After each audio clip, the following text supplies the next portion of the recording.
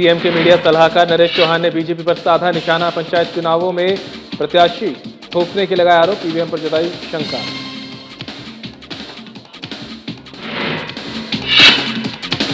राजीव बिंदल ने हिमाचल सरकार पर साधा निशाना। कहा, सरकार ने हिमाचल की अर्थव्यवस्था को पटरी से उतारा, 3 साल में विकास पूरी तरह ठप।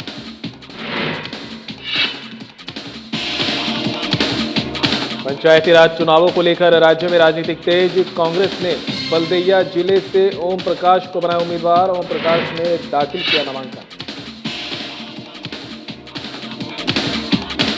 21 से 23 अगस्त तक विशेष लोक अदालत का होगा आयोजन। सुप्रीम कोर्ट में लंबित मामलों का निपटारा। कांगड़ा सचिव ने पत्रकार वार्ता में दी जानकारी।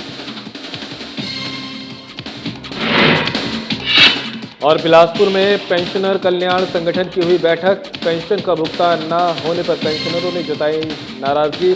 आरोप लगाया, अनियमित तरीके से मिल रही पेंशन।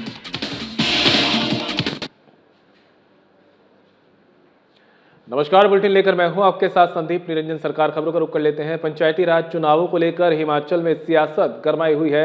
मुख्यमंत्री के प्रधान मीडिया सलाहकार नरेश चौहान ने बीजेपी पर प्रत्याशी थोपने का आरोप लगाया। वहीं नेता प्रतिपक्ष जयराम ठाकुर को आड़े हाथों लेते हुए कहा कि सुक्खू सरकार आर्थिक तंगी के बावजूद बेहतरीन काम कर रही है। शिमला में पत्रकारों से बातचीत करते हुए मुख्यमंत्री के प्रधान मीडिया सलाहकार नरेश चौहान ने बीजेपी पर जमकर निशाना साधा। उन्होंने कहा कि बीजेपी पंचायती राज चुनाव में जबरदस्ती प्रत्याशी थोप रही है, जबकि कांग्रेस किसी की इच्छाओं का दमन नहीं करती। दावा करने से जीत दर्ज नहीं होगी, नतीजे सामने आए तो हकीकत का पता चल जाएगा। नरेश चौहान ने कहा कि हमीरपुर में बीजेपी ने जिला परिषद चुनाव की सूची बदली, जिसके बाद अब 3 लोग निर्दलीय लड़ रहे हैं।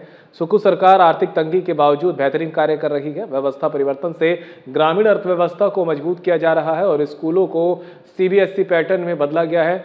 नरेश चौहान ने ईवीएम पर सवाल उठाते हुए कहा कि लोगों को ईवीएम पर शंका है और 5 राज्यों के चुनाव नतीजों में भी हेरफेर हुई है। नरेश चौहान ने नेता प्रतिपक्ष जयराम ठाकुर को भी आड़े हाथों लिया और कहा, आरडीजी बहाली और आपदा में केंद्र से हिमाचल की कोई मदद नहीं मिली, बावजूद इसके मुख्यमंत्री जनहित के कार्य कर रहे हैं। लोगों का सुक्खू सरकार पर भरोसा है।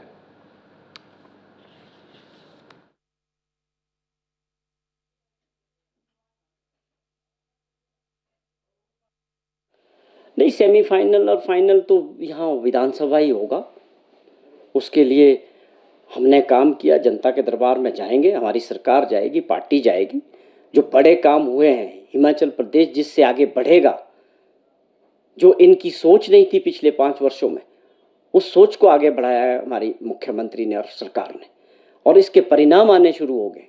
मैंने आपसे जिक्र किया कि हेल्थ के क्षेत्र में 1700 कुछ करोड़ रुपए की योजना बनाना, पुरानी मशीनों को और टेक्नोलॉजी को बदलना, क्या किसी ने इससे पहले इस बात को सोचा है? आज रोबोटिक सर्जरी से सर्जरियां हो रही हर मेडिकल कॉलेजेस में, क्या ये कभी किसी ने कल्पना की थी? या सीबीएसई स्कूल को कन्वर्ट करना, या ऐसे एजुकेशन सिस्टम को तैयार कर रहे हैं कि उसमें क्वालिटी एजुकेशन की तरफ जा रहे हैं। ग्रामीण अर्थव्यवस्था में ऐसे फैसले हो रहे हैं कि आज आप देखें कि 20 रुपये लीटर दूध के कीमतें बढ़ी हैं। आज प्रोडक्शन ऑफ मिल्क जो है डबल से ज़्यादा हो गया है। ये फैसले और भी हैं, बहुत सारे ऐसे फैसले किए गए हैं जो प्रदेश सरकार पहला ऐसा राज्य बना है। आप दूध का स्पोर्ट्स प्राइज देने वाला हो, या अनाथ बच्चों को चिल्ड्रन ऑफ द स्टेट बनाने की बात हो, ये बड़े बड़े फैसले हैं। ये अगले समय आने वाले टाइम में इन चीज़ों पे चर्चा गाँव तक हर क्षेत्र में होगी, क्योंकि हम अपनी 3.5 साल की आगे अगला जो और समय है, इसकी पूरी रिपोर्ट कार्ड लोगों के बीच।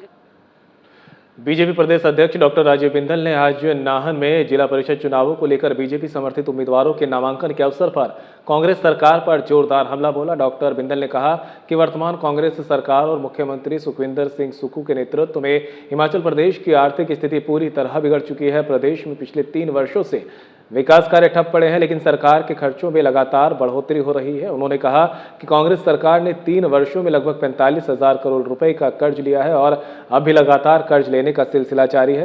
केवल इसी महीने लगभग 1500 करोड़ रुपए का नया ऋण लेने की तैयारी की जा रही है। इसके बावजूद प्रदेश में विकास का कोई कार्य धरातल पर दिखाई नहीं देता।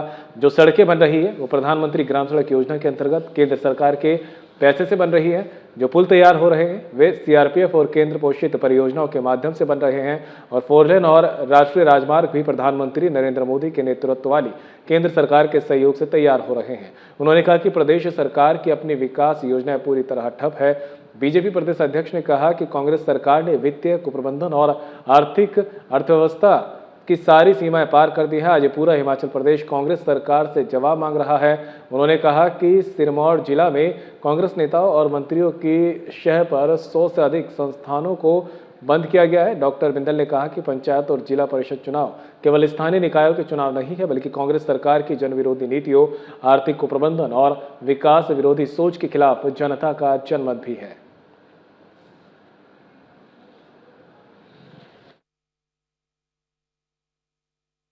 जिला परिषद के 2 उम्मीदवार अभी नामांकन भरने के लिए सब डिविजनल मजिस्ट्रेट के कार्यालय में पहुंच रहे हैं।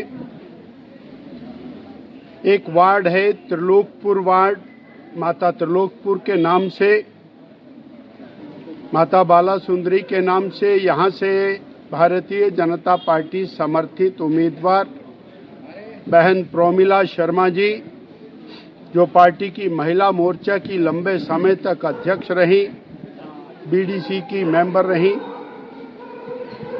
दूसरी रेणुका ददाहू से माता रेणुका की उम्मीदवार शिवानी जी।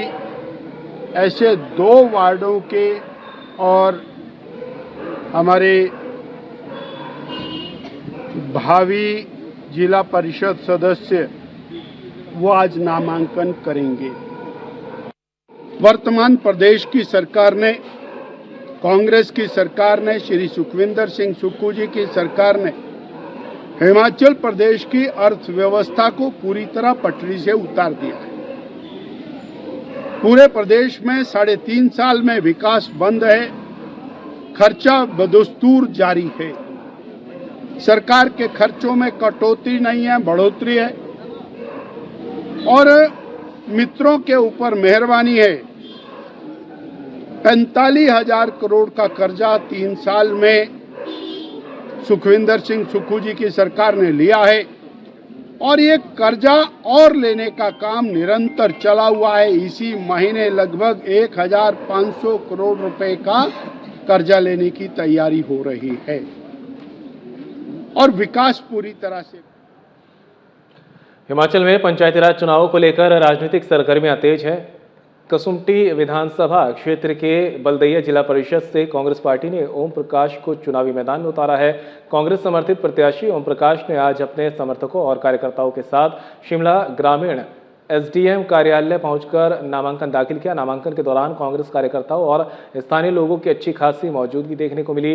राजनीतिक तौर पर ओम प्रकाश को कैबिनेट मंत्री अनिरुद्ध सिंह का करीबी माना जाता है, जिसके चलते ये चुनाव क्षेत्र में काफी अहम माना जा रहा है। नामांकन दाखिल करने के बाद ओम प्रकाश ने कहा कि यदि जनता उन्हें आशीर्वाद देती है तो क्षेत्र के विकास को सर्वोच्च प्राथमिकता दी जाएगी। उन्होंने कहा कि ग्रामीण क्षेत्रों में सड़क, पेयजल, स्वास्थ्य और अन्य मूलभूत सुविधाओं को मजबूत करना उनकी प्राथमिकता रहेगी। उन्होंने कहा कि कांग्रेस सरकार ने प्रदेश में विकास कार्यों को गति दी है और उसी कड़ी में बलदैया वार्ड को भी विकास में के नए आयामों तक पहुंचाने का प्रयास किया जाएगा।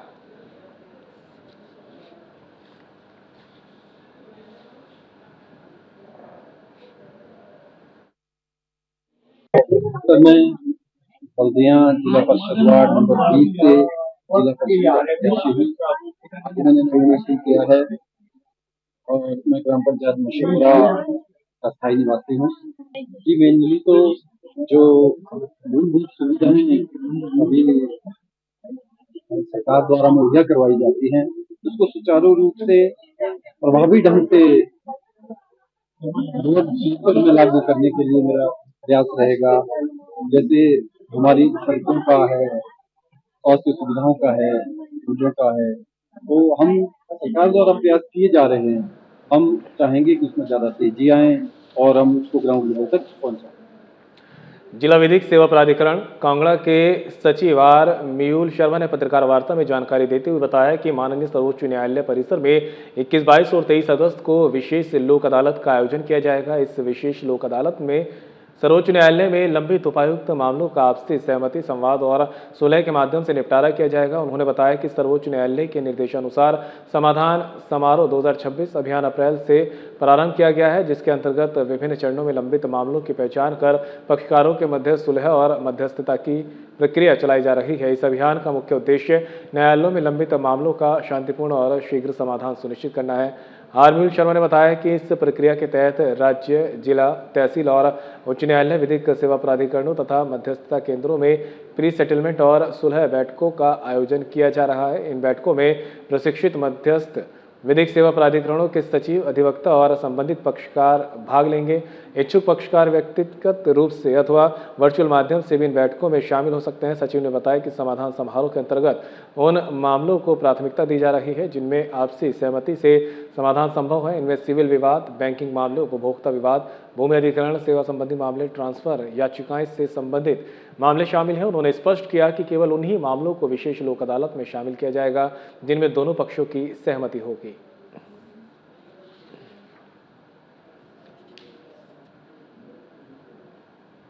ये देखा गया है कि जितने भी मैटर्स होते हैं वो लिटिगेशन जो है इट इज़ टाइम कंज्यूमिंग, उसमें समय लगता है।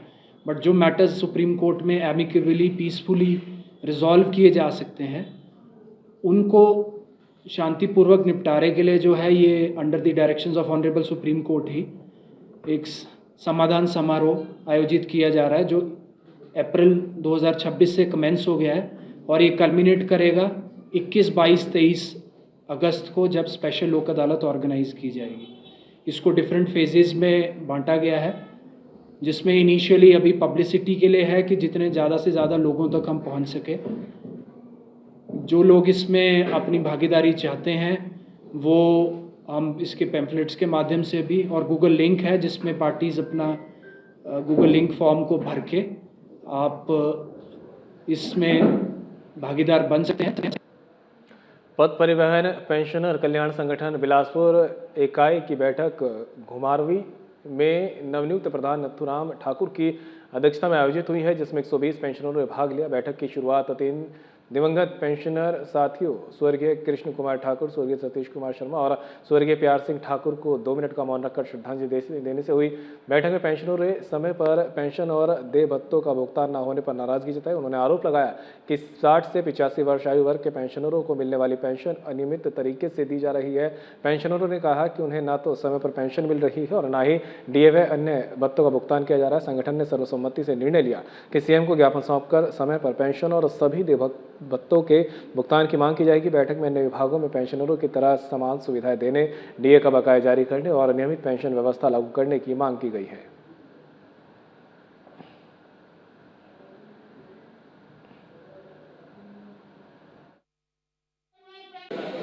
मैं एन.आर. ठाकुर, प्रधान पथ परिवहन पेंशनर कल्याण संगठन बिलासपुर इकाई, आज हमारी मासिक बैठक जगन पैलेस में